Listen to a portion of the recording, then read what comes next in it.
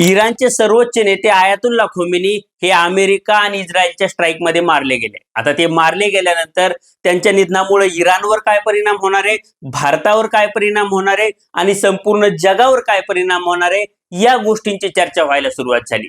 आता पर्सनली मला विचाराल तर त्यांच्या निधनामुळे इराणचाही फायदा होणार आहे, भारताचाही फायदा होणार आहे आणि संपूर्ण जगाचाही फायदा होणार आहे। मी असं का म्हणतोय हे मी तुम्हाला आजच्या व्हिडिओमधून समजून सांगणार आहे। सोबतच भारतामध्ये ज्यावेळी खोमेनींच्या निधनाची बातमी आली त्यावेळी भारतामधल्या शिया मुस्लिमांनी मातम करायला सुरुवात केली। आता त्यांच्या दुःखाबद्दल सुद्धा सोशल मीडियावर आणि मीडियामध्ये चर्चा होताना दिसते।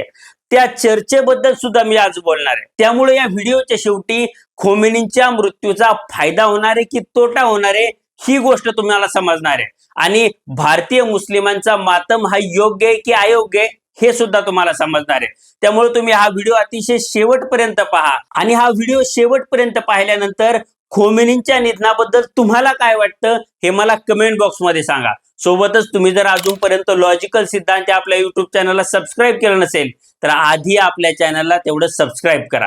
नमस्कार, मी सिद्धांत आणि लॉजिकल सिद्धांत आपल्या युट्यूब चॅनलवर तुमचं अगदी मनपूर्वक स्वागत आहे। तर खोमेनींचं निधन झालं, त्याची बातमी जगभर झाली, त्याची चर्चा जगभर होताना दिसते। तर आयातुल्ला खोमेनीच्या निधनानंतर इराणमध्ये कुठे लोक हमसून रडताना दिसतायत तर दुसरीकडे काही लोक सेलिब्रेट करताना सुद्धा दिसतायत। म्हणजे ते बाहेर येऊन गाणं लावून नाचताना किंवा त्यांचा आनंद व्यक्त करताना दिसतात। आता ही दोन टोकं का निर्माण झाली, म्हणजे इराणमध्ये असं काय झालं की आयातुल्ला खोमेनींबद्दल लोकांची दोन मतं आहेत। आता खोमेनींबद्दलची ही दोन मतं समजून घेण्यासाठी आपल्याला इराणच्या थोडंसं इतिहासात जावं लागेल। तर 1979 साली इराणमध्ये इस्लामिक क्रांती झाली आणि त्यानंतर धर्मसत्ता तिथं प्रस्थापित झाली। म्हणजे धर्मसत्ता आणि राजसत्ता या दोन्ही सत्ता धार्मिक लोकांकडून कंट्रोल केल्या जायला लागल्या आणि त्याच्या सगळ्या सत्तेचा प्रमुख म्हणजे आयातुल्ला हा व्यक्ती झाला।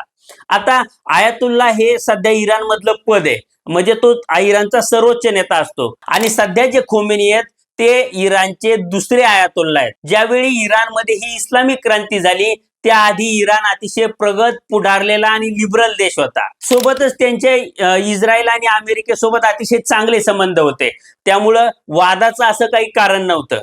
पण ज्यावेळी ही आयातुल्ला रेजिम आली किंवा इस्लामिक क्रांतीनंतर धर्मवाद्यांच्या हातात इराणची सत्ता गेली त्यावेळी त्यांनी पॅलेस्टाईनला पूर्णपणे पाठिंबा द्यायला सुरुवात केली आणि त्यांनी इराण सोबत खुलं युद्ध केलं। आता हे युद्ध इराणची आर्मी जरी लढली नसली तरीही हमास असेल किंवा हिजबुल्ला असेल यासारख्या संघटनांना बळ देणं, त्यांना मिसाईल देणं, त्यांना शस्त्रास्त्र देणं आणि त्यांना पूर्णपणे रसद पुरवणं या गोष्टी करायला या धर्मसत्तेनं सुरुवात केली आणि त्यामुळं इराणचे आणि इस्रायलचे संबंधही बिघडले। तसं पाहायला गेलं तर इराण आणि इस्रायल यांच्यात थेटपणे कोणताही वाद नाहीये, फक्त पॅलेस्टाईनला पाठिंबा देणं, तिथं दहशतवाद करणाऱ्या संघटनांना बळ देणं, त्यांना शस्त्रास्त्र देणं एवढाच हा काही वाद होता। आणि जोपर्यंत इराणची सत्ता जात नाही किंवा हे खोमेनींचं सरकार जात नाही तोपर्यंत आपण सुरक्षित होत नाही किंवा आपल्या देशात ज्या दहशतवाद पसरवणाऱ्या संघटना आहेत म्हणजे हमास असेल किंवा हिजबुल्ला असेल या संघटनांचा नायनाट होत नाही हे इस्रायलला समजलं। तेव्हापासून इस्रायल आणि इराणमध्ये तणाव किंवा संघर्ष निर्माण झाला। आता सोबतच इराणनं अणुबॉम्ब बनवायला सुरुवात केली आणि या अणुबॉम्बचं सगळ्यात मोठं टार्गेट हे इस्रायल असणार होतं हे सगळ्या जगाला माहिती आहे। त्यामुळं इराणमध्ये अणुबॉम्ब बनवू नये ही सुद्धा अमेरिका आणि इस्रायलची इच्छा होती। या सगळ्या परिस्थितीमध्ये ज्यावेळी इराणनं अणुबॉम्ब बनवायला सुरुवात केली किंवा हमास आणि हिजबुल्ला यासारख्या संघटनांना पाठिंबा द्यायला आणि इस्रायलमध्ये दहशतवादी हल्ले घडवायला सुरुवात केली त्यावेळी अमेरिकेनं आणि जागतिक संघटनांनी इराणवर निर्बंध लादले। आता हे निर्बंध लादले गेल्यानंतर इराणमध्ये जे मोठ्या प्रमाणावर तेलाचे साठे आहेत ते तेलाचे साठे असून सुद्धा इराणला तेल विक्रीवर बंदी घातली गेली किंवा त्यांच्यावर ते सँक्शन्स आले आणि त्यामुळे इराणची जी अर्थव्यवस्था आहे ती क्रिपल व्हायला किंवा ती ढासळायला सुरुवात झाली। आता एकीकडे अर्थव्यवस्था ढासळते, कोणी तेल विकत घेत नाही, अशा परिस्थितीत चीन सारखे देश किंवा पाकिस्तान सारखे देश ब्लॅक मधून इराणकडून तेल खरेदी करत होते आणि हे तेल खरेदी करून जो पैसा येत होता तो पैसा इराणचं सरकार इराणी नागरिकांवर खर्च करत नव्हतं किंवा इराणची अर्थव्यवस्था सुधारण्याकडे खर्च करत नव्हतं, तर ते खर्च करत होतं ते म्हणजे हमास आणि हिजबुल्ला यासारख्या संघटनांना मिसाईल आणि शस्त्रास्त्र देण्यासाठी. म्हणजे इराणची अर्थव्यवस्था सांभाळणं किंवा ती सुधारणं ही काही आयातुल्लांची प्रायोरिटी नव्हती. त्यांची प्रायोरिटी होती ती म्हणजे इस्रायल विरुद्धचं युद्ध लढणं. आणि हे सगळं कशातून येत होतं, तर पॅलेस्टाईनी जे नागरिक आहेत ते सुद्धा मुस्लिम आहेत आणि आम्ही सुद्धा मुस्लिम आहे, त्यामुळं मुस्लिमांनी एकमेकांसोबत चांगले संबंध ठेवले पाहिजे किंवा एकमेकांच्या मदतीला आलं पाहिजे या भावनेतून. म्हणजे स्वतःच्या घराचा जरी कोळसा झाला तरी चालेल, पण मी शेजाऱ्याचं घर जाळणार, ही आयातुल्ला खोमेनीची वृत्ती इथं नडलेली दिसते. बरं, एक वेळ आपण हमास आणि हिजबुल्ला यासारख्या संघटनांबद्दल समजू शकतो. म्हणजे त्या दोन्ही संघटना या इस्रायलच्या जवळ आहे, त्यामुळे त्या इस्रायलवर हल्ला करतील आणि इस्रायलला नष्ट करतील, हे एक वेळ आपण समजू शकतो. पण आयातुल्ला खोमेनींनी इकडे येमेन मध्ये सुद्धा हात घातला आणि त्यांनी हुती रिबेल्स, जे हुती बंडखोर आहेत, त्यांना सपोर्ट करायला सुरुवात केली किंवा त्यांना शस्त्रास्त्र द्यायला सुरुवात केली. ही शस्त्रास्त्र कशासाठी दिली, तर त्यांच्या शेजारी सौदी अरेबिया नावाचा देश आहे आणि सौदी अरेबिया हा सुन्नी मुस्लिमांचा देश आहे.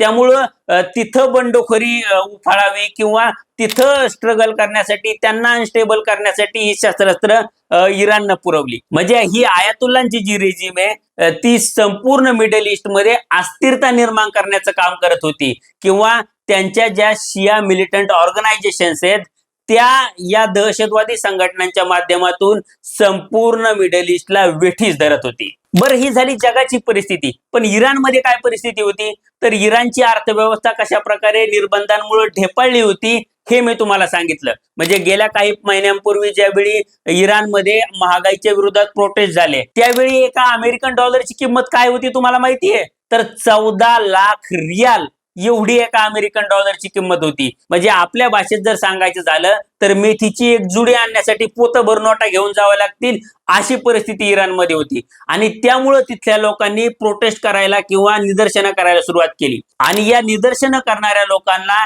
इराण सरकारनं अतिशय निर्दयपणे मारलं. म्हणजे 30 ते 35 हजार लोक या निदर्शनांमध्ये मारले गेले. म्हणजे आपल्या आर्थिक धोरणांमुळे अर्थव्यवस्था एवढी ढेपाळली, नागरिकांना एवढा त्रास सहन करावा लागतोय, या गोष्टीवर काही सुधारणा करण्याच्या ऐवजी इराणचं सरकार काय करत होतं, तर ते लोकांना गोळ्या घालत होतं आणि थोडे थिडके नाही तर 30 ते 35 हजार लोक या लोकांनी मारले. बरं, ही झाली गेल्या काही काळामध्ये अतिशय खराब झालेली इराणची आर्थिक परिस्थिती. पण इराणमध्ये जेव्हापासून आयातुल्लांचं सरकार आलं, म्हणजे गेल्या 45 ते 47 वर्षामध्ये इराणमध्ये धार्मिक कायदे हे अतिशय कडक केले गेले आणि जे लोक कायदे पाळत नाहीत अशा लोकांना मृत्यूदंडाच्या शिक्षा सुद्धा दिल्या गेल्या. म्हणजे तुम्ही मैसा अमिनीची केस ऐकली असेल की हिजाब व्यवस्थित घातला नाही म्हणून त्या महिलेला मारलं गेलं आणि अशा अनेक महिला या इराणमध्ये मारल्या गेल्या. आता मैसा अमिनीचा मृत्यू झाल्यानंतर इराणी लोक रस्त्यावर उतरले आणि त्यांनी प्रदर्शनं करायला सुरुवात केली. तिथल्या महिलांनी हिजाब जाळून त्याचा निषेध केला आणि अशा हिजाब जाळणाऱ्या किंवा हिजाबवर बंदी आणावी किंवा आम्हाला हिजाब शिवाय बाहेर पडण्याची परवानगी मिळावी असं म्हणणाऱ्या हजारो महिलांना या आयातुल्ला सरकारनं मारून टाकलं. आता इराणमध्ये फक्त हिजाब विरोधी आंदोलनामध्ये एवढी लोक मारली गेली किंवा एवढ्या महिला मारल्या गेल्या असं नाहीये, तर इराणमध्ये इस्लामिक कायदे नीटपणे पाळले जात आहेत की नाही हे तपासण्यासाठी आयातुल्ला सरकारनं तिथं एक स्पेशल पोलीस फोर्स, म्हणजे मॉरल पोलिसिंग करणारी पोलीस फोर्स तयार केली होती. जी लोक नीटपणे हिजाब घालत नाही किंवा सगळे इस्लामिक कायदे नीटपणे पाळत नाही त्या लोकांना अतिशय कडक शिक्षा दिल्या गेल्या आणि बहुतेकदा त्यांना मृत्यूदंड दिला गेला. म्हणजे ही इस्लामिक क्रांती होण्याच्या आधी अतिशय लिबरल किंवा अतिशय पुढारलेला समाज हा या आयातुल्ला रेजिममुळं अतिशय बंदिस्त आणि अतिशय मागासलेला बनला होता, हे तुम्ही लक्षात घ्या. त्यामुळं खोमेनी मेल्यानंतर ज्या इराणी महिला सेलिब्रेशन करतायत किंवा बाहेर येऊन नाचतायत, ते नाचणं हे त्यांच्या स्वातंत्र्याची नवीन पहाट होते असं त्यांना वाटतं म्हणून आहे. आता हे झाले जगावर आणि इराणवर होणारे परिणाम. पण याचे भारतावर काय परिणाम होणार आहे, तर इराण हा भारतापासून अतिशय जवळ आहे आणि इराणमध्ये मोठ्या प्रमाणावर तेलाचे साठे आहे. आता हे तेल भारताला विकत घेता येत नाही कारण की इराणवर मोठ्या प्रमाणावर निर्बंध आहेत आणि हे निर्बंध काय आहेत हे मी तुम्हाला आधीच सांगितलं. आता ज्यावेळी आयातुल्ला खोमेनीची ही रेजिम जाईल किंवा तिथलं सरकार पडेल आणि तिथं नवीन सरकार अस्तित्वात येईल त्यावेळी हे निर्बंध हटवले जातील आणि भारताला मुक्तपणे इराणकडून तेल घेता येईल आणि भारताचा ट्रान्सपोर्टचा खर्च कमी होईल. त्यामुळं हे सरकार जाणं हे भारतासाठी फायद्याचं आहे.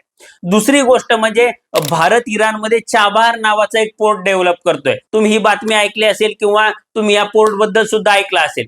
आता हे चाबार पोर्ट बांधण्यामध्ये भारताला खूप मोठ्या प्रमाणावर अडचणी येत आहेत. म्हणजे भारताला हे पोर्ट बांधून रेल्वे मार्गाने अफगाणिस्तान आणि समोर सेंट्रल एशिया पर्यंत रेल्वे मार्ग न्यायचा होता आणि तिथून व्यापार करायचा होता. पण इराणवर किंवा या आयातुल्ला सरकारवर एवढ्या मोठ्या प्रमाणावर निर्बंध आहेत की ते पोर्ट बांधण्यामध्ये सुद्धा भारताला अडचणी निर्माण झालेल्या आहेत. आता हे सरकार जर गेलं तर आपण व्यवस्थितपणे ते पोर्ट डेव्हलप करू शकू आणि सेंट्रल एशिया पर्यंतचा किंवा युरोप पर्यंत आपला व्यापार करण्याचा व्यापारी मार्ग हा खुला होईल असं मला वाटतं. आणि तो व्यापारी मार्ग खुला झाला तर त्याचा भारताला मोठ्या प्रमाणावर आर्थिक फायदा होईल हे आपण समजून घेतलं पाहिजे. त्यामुळे हे खोमेनींचं सरकार जाणं हे भारताच्या अतिशय फायद्याचं आहे हे तुम्ही लक्षात घ्या. आता राहिला मुद्दा तो म्हणजे भारतीय महिला किंवा भारतीय मुस्लिम हे मातम करतायत किंवा दुःख व्यक्त करतायत त्याबद्दलचा. म्हणजे इराणमध्ये राहणारा शिया धर्मगुरू तो तिथल्या लोकांवर अत्याचार करतो. एवढ्या मोठ्या प्रमाणावर लोकांना मारणारा किंवा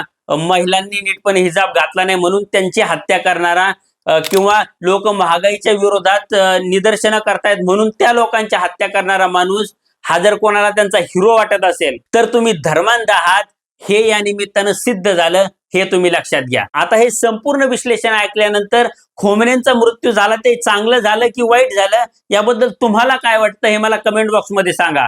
सोबतच तुम्ही जर अजूनपर्यंत लॉजिकल सिद्धांत आपल्या युट्यूब चॅनलला सबस्क्राईब केलं नसेल तर आपल्या चॅनलला तेवढं सबस्क्राईब करा. धन्यवाद.